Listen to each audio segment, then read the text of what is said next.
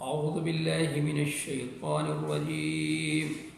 بسم الله الرحمن الرحيم. يا أيها الذين آمنوا اتقوا الله حق تقاته ولا تموتن إلا وأنتم مسلمون واعتصموا بحبل الله جميعا ولا تفرقوا واذكروا نعمة الله عليكم إذ كنتم أعداء فألف بين قلوبكم فأصبحتم بنعمته إخوانا وكنتم على شفا حفرة من النار فأنقذكم منها كذلك يبين الله لكم آياته لعلكم تهتدون. ولتكن منكم أمة يدعون إلى الخير ويأمرون بالمعروف وينهون عن المنكر وأولئك هم المفلحون. یہ سورہ آل عمران کی میں نے 3 آیتیں پڑھنے کی سعادت حاصل کی ہے. آج جو ہے بجائے درس بخاری کے درس حدیث کے یہ بعض طالبات کی خواہش پہ درس قرآن کا بھی آغاز ایک دن رکھا ہے درس قرآن کے لیے بھی. جیسے جمعے کے دن میں خاص طور سے اونچی مسجد میں ہر جمعے کو آدھے گھنٹے کا درس دیتا ہوں. تو درس میرا شروع سے ہوتا ہے سورہ بقرہ چل رہا ہے اور آخری اس سورہ کے آخری آیتیں ہو رہی ہیں. لیکن میں نے یہ سوچا کہ پہلے آج جو ہے جو پہلا درس ہو آج کل کے جو حالات ہیں اس کے تناظر میں جو اس ملک میں مسلمانوں کے لیے جو حالات پیدا کر دیے گئے ہیں CAA اور NRC اور MPR اور اس طرح سے جو ماحول ہے نفرت کا ماحول، اس ماحول میں مسلمانوں کے لیے بڑا خطرناک بات ہے. اور جو تعلیمی پالیسی جو لائی گئی ہے جو تقریباً 25 سال کے لیے جو ہے وہ کی جائے گی اور نافذ کی جائے گی، وہ سب کا پیش خیمہ کیا ہے کہ اگر صحیح معنوں میں اس کو روکنے کی کوشش نہیں کی گئی تو ایک طرح کے ارتداد کا سیلاب امٹ پڑے گا. تو اس ارتداد سے بچنے کے لیے قرآن ہمارے لیے کیا چیزیں فراہم کرتا ہے، کیا اصول اور ضابطے ہم کو دیتا ہے، اس سلسلے میں کیا ہدایات دیتا ہے. اس لیے میں نے ان 3 آیتوں کا انتخاب کیا ہے. یہ سورہ آل عمران کی 3 آیتیں ہیں. سورہ آل عمران سب کو معلوم ہے کہ ایک مدنی سورہ ہے اور یہ سورہ بقرہ ان کو زہراوان بھی کہا جاتا ہے کیونکہ مضامین میں یکسانیت ہے. جو چیزیں سورہ بقرہ کے اندر جو تفصیل اجمالی تھیں اس کی تفصیلات بھی بیان کی گئی ہیں. اور سورہ بقرہ میں جو اس وقت کے مدینہ منورہ کے سماج کو جو ضرورت تھی شروع کے وہ ہدایات ہیں. اور یہ 3 ہجری کے یعنی غزوہ احد کے بعد کا جو سماج ہے مدینہ منورہ کا اس کی کیا ضرورت ہے، کیا ہدایات، کن ہدایات کی تعلیمات کی ضرورت ہے، اس کے اعتبار سے اس میں تعلیمات دی گئی ہیں. بنیادی پہلے قرآن کی جو باتیں ہیں وہ بتائی گئی ہیں اس سورہ میں. پھر اس کے بعد 2 غزووں پر یعنی غزوہ بدر پہ اور غزوہ احد پہ تبصرہ ہے. غزوہ بدر پہ تبصرہ کرنے کے بعد اللہ تبارک و تعالیٰ نے یہ 3 نکاتی پروگرام ہم مسلمانوں کو دیا ہے. اور قرآن کا جو تبصرہ ہے کوئی عام تبصروں کی طرف نہیں ہے. مسلمانوں کے اندر جو اس غزوے کے اندر جو کمزوریاں آئی ہیں اس پر بھی بے لاگ تبصرہ کیا ہے قرآن نے کہ آئندہ اس طرح کی غلطی نہیں ہونی چاہیے. اور غزوہ احد پہ تبصرہ کرنے کے بعد وہ بھی بے لاگ تبصرہ ہے. جو مسلمانوں کے اندر کمزوریاں سامنے آئی ہیں ان پر بھی تبصرہ ہے، ان پہ بھی انگلی رکھ کر بتایا گیا ہے کہ یہ تمہارے اندر کمزوری پیدا ہوئی، ایسا نہیں ہونا چاہیے. اور پھر اس کے بعد وہاں پر 4 نکاتی پروگرام دیا گیا ہے اور اس سے شروع کیا کل نفس ذائقۃ الموت انما توفون اجورکم یوم القیامہ فمن زحزح عن النار وادخل الجنہ فقد فاز وما الحیاۃ الدنیا الا متاع الغرور. تو یہ آیتیں جو ہیں صحیح معنوں میں جو میں نے ابھی تلاوت کرنے کی سعادت حاصل کی ہے یہ غزوہ بدر پہ تبصرہ کرنے کے بعد جو ہمیں 3 نکاتی پروگرام دیا گیا ہے اس سے متعلق ہیں. تو پہلے میں ان کا ترجمہ کرتا ہوں پھر اس کی تھوڑی تشریح ہوگی. یا ایھا الذین آمنوا اتقوا اللہ حق تقاتہ کہ اے ایمان والو اللہ سے ڈرو جس طرح اس سے ڈرنے کا حق ہے. ولا تموتن الا وانتم مسلمون اور تمہیں موت نہ آئے مگر اس حال میں کہ تم مسلمان ہو. اور اللہ کی رسی کو مل کر مضبوطی کے ساتھ پکڑ لو. ولا تتفرقوا، اور فرقوں میں نہ بٹو اور منتشر نہ ہو، واذکروا نعمت اللہ علیکم، اور اللہ تبارک و تعالیٰ کی اوپر جو تمہارے اوپر اللہ کا احسان ہے، جو اللہ کی نعمت ہے، اس کو یاد کرو۔ واذکروا نعمت اللہ علیکم، اللہ نے تم پر جو احسان کیا اس کو یاد کرو۔ کیا احسان کیا ہے کہ اذ کنتم اعداء فالف بین قلوبکم، کہ تم دشمن تھے، ایک دوسرے کے خون کے پیاسے تھے، تو اللہ تبارک و تعالیٰ نے تمہارے دلوں میں الفت پیدا کر دیا، تو تم اللہ کے فضل و کرم سے، اس کی مہربانی سے تم کیا ہو گئے؟ بھائی بھائی ہو گئے، اور تم آگ کے کنارے کھڑے تھے، تو اللہ تبارک و تعالیٰ نے اس کو تم کو اس سے نکال لیا۔ کذالک یبین اللہ لکم آیاتہ لعلکم تہتدون، اسی طرح اللہ تبارک و تعالیٰ تمہارے سامنے اپنی آیات کو، اپنے احکام کو کھول کھول کر بیان کرتا ہے تاکہ تم ہدایت یاب ہو سکو۔ وَلْتَكُن مِّنكُمْ أُمَّةٌ يَدْعُونَ إِلَى الْخَيْرِ، چاہیے کہ تم میں ایک جماعت ہو جو خیر کی طرف، بھلائی کی طرف بلائے اور معروف کا حکم دے اور منکر سے روکے۔ وَأُولَٰئِكَ هُمُ الْمُفْلِحُونَ، اور یہی لوگ جو ہیں کامیاب ہیں۔ یہ ان 3 آیتوں کا ترجمہ ہے، لیکن ظاہر ہے کہ ترجمے سے تو ساری بات واضح نہیں ہوتی، کیونکہ قرآن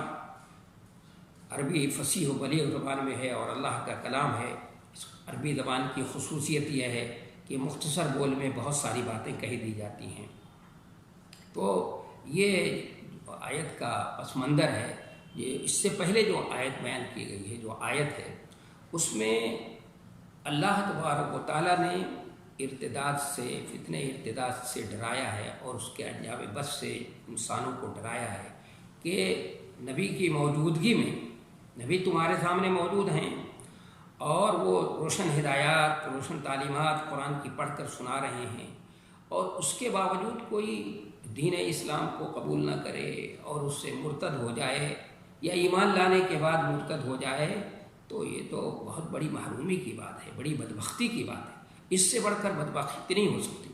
یہ تو ایسی ہے جیسے کوئی دن کے اجالے میں جو ہے وہ ٹھوکر کھا جائے اور ٹھوکر کھا کر گر جائے یا گمراہ ہو جائے۔ روشنی میں گمراہ ہونا، دن کے اجالے میں گمراہ ہونا، یہ تو اچھی بات نہیں ہے۔ تو اس سے بچنے کے لیے، اس ارتداد سے بچنے کے لیے نسخہ کیا ہے؟ تو قرآن نے اس آیت میں، اس سے پہلے والی آیت میں فرمایا تھا وَمَن يَعْتَصِم بِاللَّهِ فَقَدْ هُدِيَ إِلَىٰ صِرَاطٍ مُّسْتَقِيمٍ، کہ جو اللہ کو مضبوطی سے پکڑتا ہے تو اس کی سیدھے راستے کی طرف رہنمائی کر دی جاتی ہے۔ تو اب اللہ کو مضبوطی سے پکڑنے کا طریقہ کیا ہوگا، اس کے راستہ کیا ہے، اس کے لیے کیا کرنا پڑے گا؟ تو یہ آگے کی آیتوں میں وہ ہدایت دی جا رہی ہے، تعلیم دی جا رہی ہے کہ دیکھو اللہ کو مضبوط پکڑنا جو ہے کب آسان ہو جاتا ہے، کب اللہ سے اس کا تعلق، انسان کا تعلق اور رشتہ مضبوط ہو جاتا ہے، اس کے لیے اسے کیا کرنا پڑے گا۔ تو یہ آگے کی آیت میں یہ بات بتائی گئی کہ اور خطاب بھی ہے بہت ہی اچھوتے انداز میں، بڑے نرالے انداز میں اور پیار بھرے انداز میں کہ یا ایھا الذین آمنوا، کہ اے ایمان والو۔ یعنی آدمی ایک تو مخاطب کرنے کا طریقہ ہے کہ کسی کو بلائے ایک عام انداز سے، اور ایک یہ ہے کہ پیار بھرے انداز میں، کوئی جو اپنے بچے سے کہے، بیٹا کہہ کر پکارے اس سے، اور اچھے انداز میں اس کو پکارے۔ تو اللہ تبارک و تعالیٰ بھی اپنے بندوں کو سے خطاب جو اللہ نے کیا ہے، تو یا ایھا الناس کہہ کر، اے انسانوں کہہ کر خطاب نہیں کیا اللہ تعالیٰ نے، بلکہ ہمارے صفت ایمان کا واسطہ دیا ہے کہ تمہیں صفت ایمان کا واسطہ، تمہارے اس عہد کا واسطہ دے کر میں تم سے یہ بات کہہ رہا ہوں جو تم نے اللہ سے کیا ہے۔ ظاہر ایمان تو ایک عہد ہے، ہم نے اللہ سے عہد کیا، اس کا واسطہ دے کر اللہ تعالیٰ کہہ۔ اور اگر اس میں اور غور کریں آپ تو اس میں بڑی صحیح معنوں میں بڑی لطافت ہے، بڑی باریکی ہے، اور انسان غور کرتا چلا جائے تو خوشی سے جھوم اٹھے گا اور یہ کہے گا کہ اللہ نے میرے ایمان کا اعتراف کر لیا، اللہ تعالیٰ مجھے مومن کہہ رہا ہے۔ تو انسان کو اللہ اگر کوئی کسی کو مومن کہہ دے اور کسی کے ایمان کا اعتراف کر لے تو اس سے بڑی بات کیا ہو سکتی ہے؟ میں سمجھتا ہوں اس سے بڑی خوشی کی کوئی بات نہیں ہو سکتی۔ تو انسانوں کو، تمام مسلمانوں کو، تمام مومنین کو خوشی سے پھولے نہیں سمانا چاہیے، خوشی سے جھوم اٹھنا چاہیے کہ دیکھو اللہ تبارک و تعالیٰ نے ہمیں صفت ایمان کے ساتھ خطاب کیا ہے، ہم نے جو اللہ سے عہد کیا اس کا واسطہ دے کر کے ہم سے یہ بات کہی جا رہی ہے، یا اللہ نے ہمارے ایمان کا اعتراف کیا ہم سے، تو ایک بات ہم سے اللہ کہہ رہا ہے، تو کیا اللہ تعالیٰ ہم سے کہہ رہا ہے اتقوا اللہ حق تقاتہ، کہ تم اللہ سے ڈرو جیسے ڈرنے اس کے ڈرنے کا حق ہے۔ اللہ سے ڈرو، اللہ کا پاس و لحاظ کرو، اللہ کا خیال رکھو جیسے کہ اس کا خیال کرنا چاہیے۔ تو ظاہر ہے کہ اللہ سے ڈرنا جیسے اس سے ڈرنے کا حق ہے، تو ایسے ہی ڈرنا ہے جتنی ہم اس کی طاقت رکھتے ہیں، ہم سے اسی کا مطالبہ ہے۔ یعنی اتقوا اللہ ما استطعتم، کہ جو اللہ سے ڈرو اتنا ہی جتنا کہ تم ڈرنے کا جتنی کی طاقت رکھتے ہو، اس لیے کہ اللہ تعالیٰ لا یکلف اللہ نفسا الا وسعہا، کسی کو اللہ تعالیٰ اس کی طاقت سے زیادہ کا مکلف نہیں بنتا۔ لیکن یہ تعبیر جو اختیار کی گئی ہے کہ اتقوا اللہ حق تقاتہ، کہ اللہ سے ڈرو جیسے اس سے ڈرنے کا حق ہے، یعنی اس کی معصیت نہ کرو، اس کی نافرمانی نہ کرو۔ یہاں پر مطالبہ وہی ہے کہ جتنی تمہاری طاقت میں ہے، جتنا تمہارے بس میں ہے اتنا ہی ڈرو، لیکن اس کے لیے تعبیر جو اپنائی گئی ہے اس میں یہ بتانے کے لیے، یہ فرق بتانے کے لیے کہ اللہ سے ڈرنا اور بندوں سے ڈرنے میں فرق ہوتا ہے۔ اللہ تبارک و تعالیٰ کا سے ڈرنا جو ہے اس میں 4 پہلو کو سامنے ضرور رکھنا چاہیے۔ یہ 4 پہلو سامنے ہوں گے اور اس کا خیال کر کے ہم اللہ سے ڈریں گے تو صحیح معنوں میں اللہ سے ڈرنا ہوگا جیسے ڈرنے کا حق ہے۔ وہ 4 پہلو کیا ہیں؟ سب سے پہلی بات یہ سامنے رہنی چاہیے کہ اللہ کا جو ہمارے اوپر حق ہے، جو اللہ کا ہمارے اوپر احسان ہے، اتنا احسان اور اتنا حق کسی اور کا نہیں ہے، کیونکہ وہ ہمارا خالق ہے، وہ ہمارا مالک ہے، وہ ہمارا رازق ہے، اسی نے ہم کو پیدا کیا، ساری چیزیں ہمارے لیے اس نے بنائی ہیں، تو ظاہر ہے اس کا جو حق ہے، جو اس کا احسان ہے، کسی اور کا ہو نہیں سکتا۔ اور دوسری بات یہ کہ انسانوں کے لیے اللہ تبارک و تعالیٰ نے جو اصول اور ضابطے بنائے ہیں، جو انسان کی فلاح کے لیے، انسان کی کامیابی کے لیے اللہ نے ضابطہ بنایا، اور اللہ تعالیٰ نے جو احکام دیے ہیں، جو قیود اور پابندیاں عائد کی ہیں کہ ان پابندیوں کو اگر کوئی توڑے گا تو اس پہ یہ سزا ہے، اور اگر اس کو پابندیوں کو توڑتا نہیں ہے، صحیح کام کرتا ہے تو اس پر اس کو یہ اجر و ثواب ہے، اس کے لیے یہ فلاح و بہبود کی بات ہے، اس کی یہ فائدے کی بات ہے۔ تو اللہ نے جو یہ قاعدہ اور ضابطہ رکھا ہے تو اس میں انسان کا فائدہ ہے، انسانی کا فائدہ ہے۔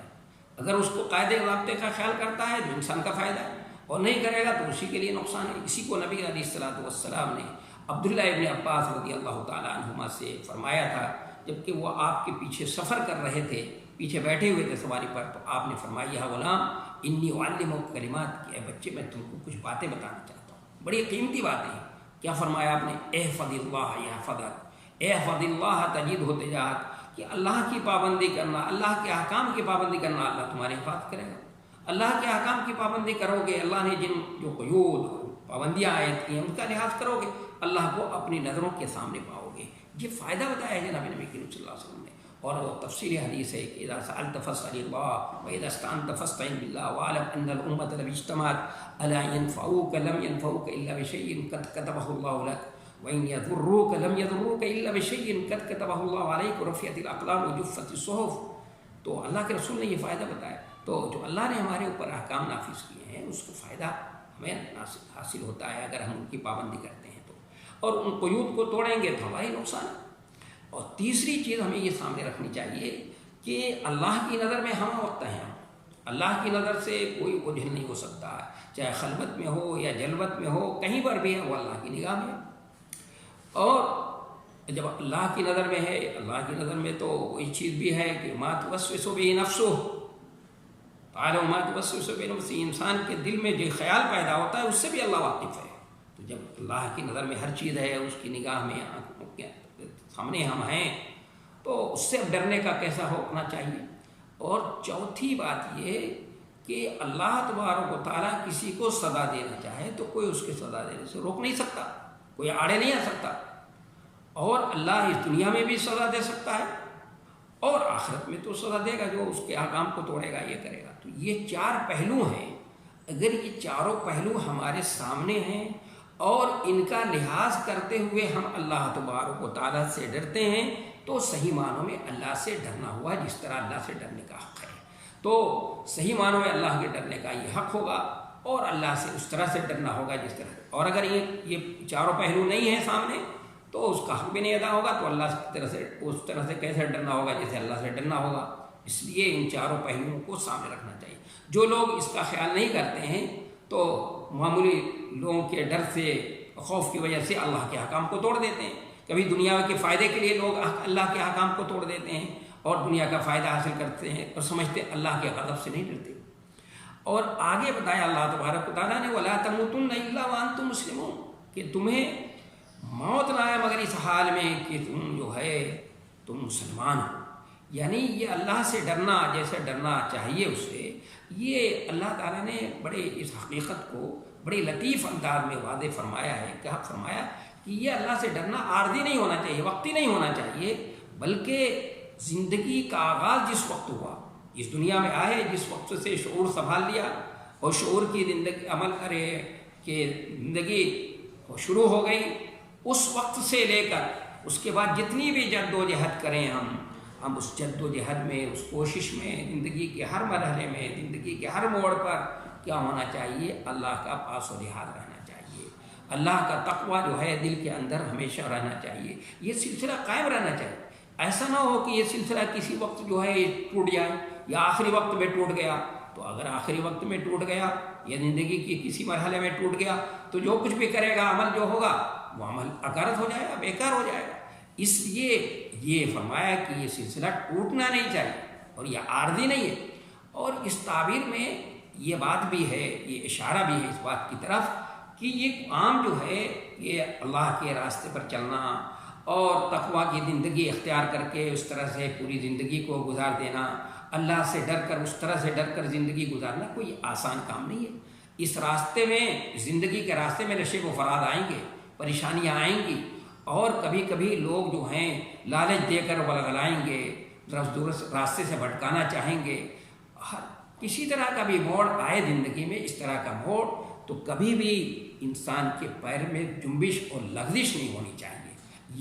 یہ ہونی چاہیے، یہ بات ہے. تو گویا اللہ تبارک و تعالیٰ نے ہمیں پہلے یہ کردار بنانے کو کہ کردار ظاہر ہے کہ جس کا تقویٰ ہوتا ہے پھر اس کا کردار بنتا ہے. وہ کیسا کردار ہوتا ہے وقت نہیں ہے. اسی سورہ میں وَسَارِعُوا إِلَىٰ مَغْفِرَةٍ مِّن رَّبِّكُمْ، اس کے بعد وَأُعِدَّتْ لِلْمُتَّقِينَ. تو متقین کون ہوتے ہیں، جنت اور متقین کی کیا صفات ہوتی ہیں؟ اللہ تبارک و تعالیٰ نے اسی صفت کے اندر کہ العافین عن الناس کے لوگوں سے عفو درگزر کا معاملہ کرتے ہیں، لوگوں کے ساتھ خیر خواہی کا، ہمدردی کا معاملہ کرتے ہیں، غصے کو پی جاتے ہیں، یہ ان کی صفات ہوتی ہیں، ان کا کردار اس طرح کا ہوتا ہے. تو پہلی بات ہمیں کردار بنانے کی تعلیم دی ہے. پھر اس کے بعد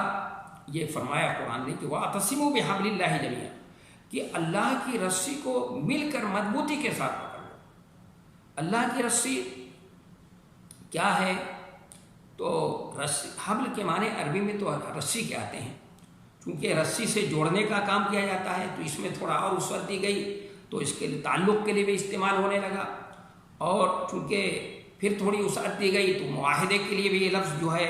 یہ عربی زبان میں معاہدے کے لیے بھی استعمال ہوتا ہے. اللہ بحبل من اللہ وحبل من الناس، قرآن میں اس معاہدے کے لیے بھی استعمال ہوتا ہے کیونکہ معاہدہ بھی دو آدمیوں کو جوڑتا ہے. جیسے رسی جوڑتی ہے، تعلق ایک انسان کو دوسرے انسان سے جوڑتا ہے،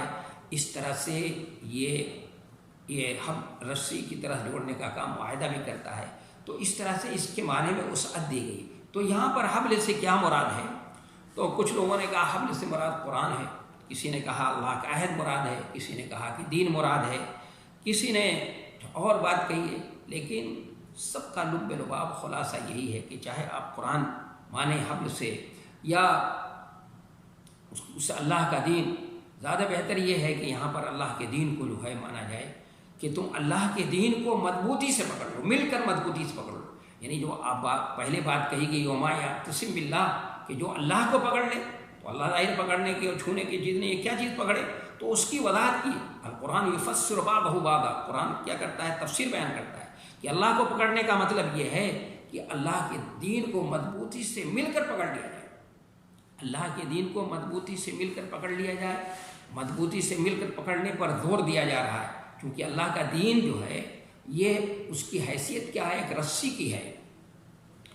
یہ اللہ کے بندوں کو اللہ سے جوڑتا ہے، رب اور عبد اور معبود کا تعلق قائم کرتا ہے، اور پھر سارے انسانوں کو جوڑ کر ایک لڑی میں ایک جماعت بنا دیتا ہے، ایک لڑی میں پرو دیتا ہے اور جماعت بنا دیتا ہے. یہ کام کرتا ہے قرآن. یہ دین اسلام کا خاصہ ہے.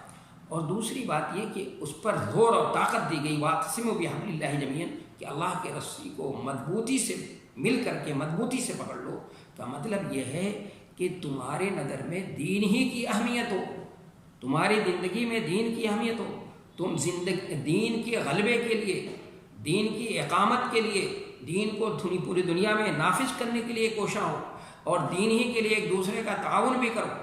قرآن نے کہا تعاون علی البر والتقوی ولا تعاون علی الاثم والعدوان، تعاون ہو تو اس کے لیے ہو، یعنی نصب العین،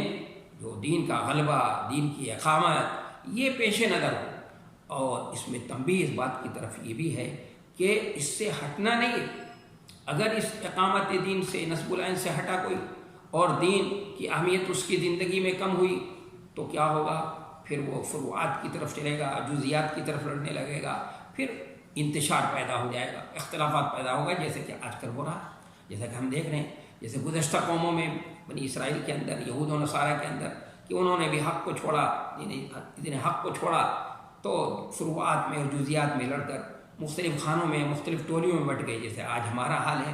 تو اس لیے قرآن نے کہا واعتصموا بحبل اللہ جمیعا، مضبوطی سے مل کر کے، اس کو مل کر کے مضبوطی سے پکڑ لو۔ اور یہاں پر اس بات کی طرف اشارہ بھی ہے کہ دیکھو یہ کہ اللہ سے ڈرنا جیسے ڈرنے کا حق ہے، ایک بات یہ، اور دوسرے واعتصموا بحبل اللہ جمیعا، مل کر کے اللہ کے رسول کو مضبوطی سے پکڑنا، یہ دونوں چیزیں نجات کا ذریعہ بھی ہیں اور امت میں اتحاد کا ذریعہ بھی ہیں۔ اگر یہ دونوں چیزیں ہوں سامنے تو امت میں اتحاد ہوگا، امت ایک جماعت کی شکل ہوگی، اور یہی آخرت میں نجات کا بھی ذریعہ ہے۔ اور آگے قرآن نے کہا وَلَا تَتَفَرَّقُوا، اور ٹولیوں اور خانوں میں مت بیٹھنا۔ ظاہر ہے کہ جب تم حق کو چھوڑو گے، تمہارے نزدیک دین حق کی اہمیت نہیں ہوگی، اور ظاہر کہ وہاں بعد الحق الا الضلال، حق کی بات تو گمراہی ہے، حق تو ایک ہی ہے، اور حق کا راستہ جو ہے وہ ظاہر ہے بہت باریک ہے، جیسے کوئی باریک پگڈنڈی ہو، اس پر گزرنا ہوتا ہے تو اس کے لیے ظاہر ہے کہ رسی سے بندھا ہوا ہو تو آدمی گزر سکتا ہے آسانی سے، اس لیے یہاں پر دین کو حبل سے تعبیر کیا کہ یہ جو دین کا راستہ ہے بہت باریک راستہ ہے، بڑا پرخطر راستہ ہے، یہ ایسی ہے جیسے پگڈنڈیوں سے، پتلی پگڈنڈیوں سے گزرنا ہوتا ہے، اس لیے اللہ کی رسی سے مضبوطی سے بندھا رہے گا تو اس رسی سے جو ہے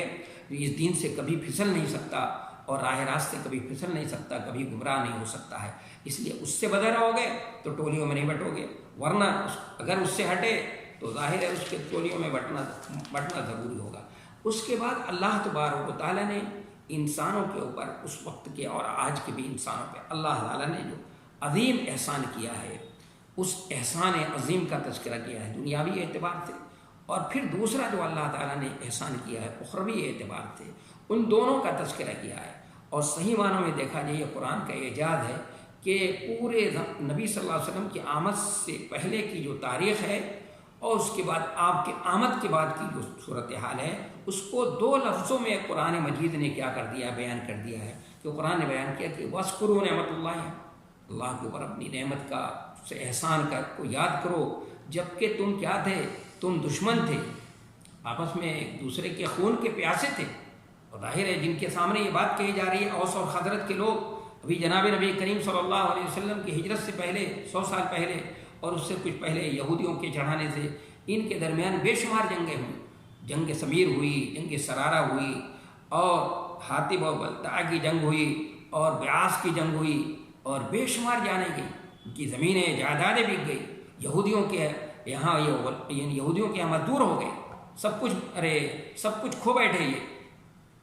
لیکن اللہ کے رسول صلی اللہ علیہ وسلم جو وہاں پہنچے تو اس دین اسلام کے ذریعے سے اللہ تبارک و تعالیٰ نے ان کو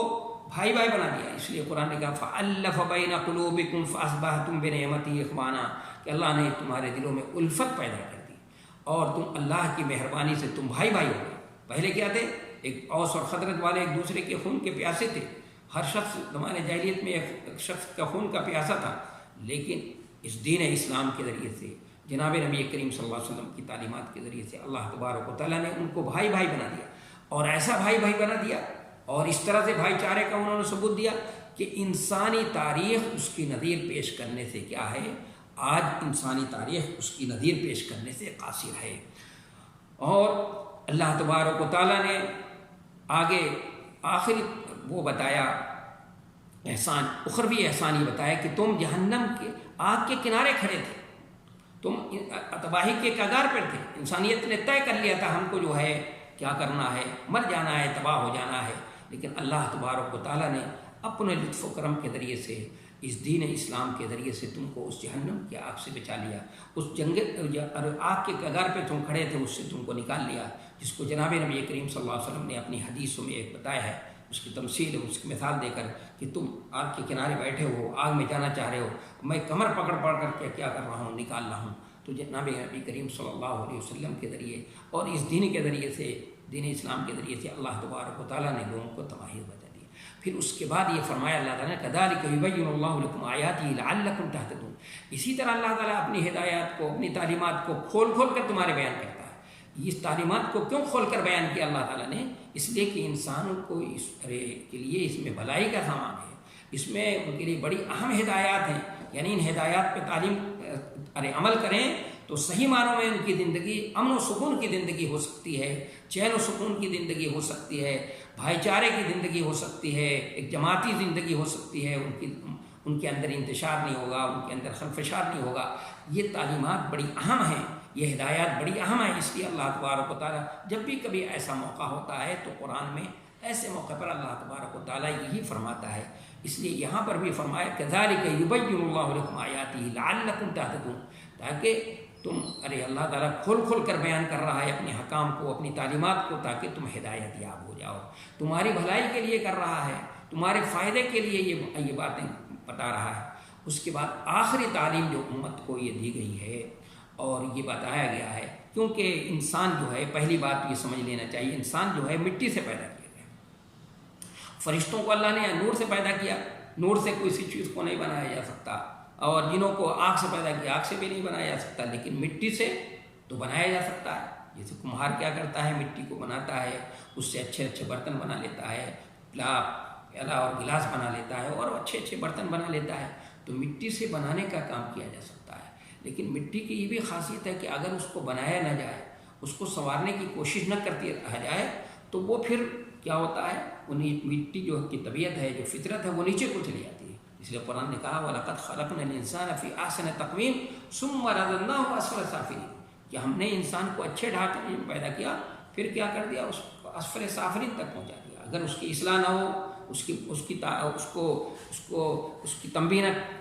کیا جاتا رہے، اس کو تنبیہ نہ کرتے رہا جائے، تو اس سے کیا ہو جاتا ہے، وہ نیچے کو چلا جاتا ہے، جیسے کہ مٹی کی فطرت ہے۔ اس لیے اللہ تبارک و تعالیٰ نے یہ آخری ہدایت بھی دی کہ وَلْتَكُن مِّنكُمْ أُمَّةٌ، کہ تم میں سے ایک جماعت ہونی چاہیے، ایک جماعت ضرور ہو، کہ وہ جماعت کا 3 کام بتایا اللہ تعالیٰ نے، کہ اس کام کی بھلائی کا حکم دے، اور بھلائی کی طرف بلائے، خیر کی طرف بلائے لوگوں کو، اور معروف کا حکم دے اور منکر سے روکے۔ یہ معروف اور منکر جو ہے قرآن کی اصطلاح ہے۔ قرآن کی اصطلاح میں معروف اور منکر اسی کو کہتے ہیں جو سوسائٹی کے اندر، شریعت کے اندر جو چیزیں معروف ہیں، جو قابل تسلیم ہیں، جو جانی پہچانی چیزیں، وہ تو معروف ہیں، اور جو چیزیں ناپسندیدہ ہیں، ناگوار ہیں، جس کو اللہ پسند نہیں کرتا ہے، قرآن میں جس کو پسند نہیں کیا گیا ہے، وہ منکر کی شکل میں آتی ہے۔ تو یہ کہا کہ اس امت کا کام کیا ہوگا؟ اس امت کا کام یہ ہوگا کہ لوگوں کو بھلائی کی طرف بلاتے رہے، لوگوں کو اس تقویٰ کی زندگی گزارنے کے لیے، لوگوں کے اندر جو اگر کہیں نقص پیدا ہو، کوئی کمی پیدا ہو، تو ان کا کام یہ ہے کہ وہ رہنمائی کرتے رہیں، لوگوں کو بتاتے رہیں، سکھاتے رہیں، تاکہ وہ پستی میں اور ذلت میں، پستی میں اور اسفل سافلی میں نہ جانے پائیں، اور ان کو معروف کا حکم دیتے رہیں اور منکر سے روکتے رہیں۔ اس لیے یہاں پر ایک بات اور بھی سمجھنے کی ہے کہ یہاں قرآن نے یدعون الی الخیر پر اکتفا نہیں کیا، بلکہ یامرون بالمعروف بھی کہا ہے۔ تو مطلب یہ ہے کہ اس کے لیے اقتدار کی بھی ضرورت ہوگی۔ اس لیے اشارہ اس بات کی طرف ہے کہ جناب نبی کریم صلی اللہ علیہ وسلم نے، جیسے مسند احمد کی حدیث ہے کہ پہلے نبوت ہے، پھر اس کے بعد خلافت علی منہاج النبوہ ہوگی، اور پھر تیسرا زمانہ یہ آئے گا کہ ظالم بادشاہ ہوں گے، ظالم بھی ہوں گے، کچھ اچھے بھی ہوں گے، پھر اس کے بعد غلامی ہوگی، پھر اس کے بعد آخری دور جو ہوگا خلافت علی منہاج النبوہ ہوگی۔ تو یامرون بالمعروف، کہ اس لیے دیکھیے کہ نبی علیہ السلام کے بعد آپ کے کا خلیفہ جو ہے منتخب کیا گیا، اور خلافت علی منہاج النبوہ جو ہے اس کا چلن شروع ہوا اور اس کا آغاز ہوا، تو اس کی طرف بھی اشارہ ہے خلافت علی منہج النبوت کی، وَيَأْمُرُونَ بِالْمَعْرُوفِ وَيَنْهَوْنَ عَنِ الْمُنکر، کہ جو معروف کا حکم دیں اور منکر سے روکیں، یعنی یہ کام سلسل کرتا رہنا چاہیے، اور یہ ادارہ ہو اور جو ادارہ بھلائی کا حکم بھی دے اور بھلائی کی طرف بلائے اور معروف کا حکم دے اور منکر سے روکے، اور یہی خلافت راشدہ کا تینوں کام ہے، یہ جو تینوں کام ہیں، یہی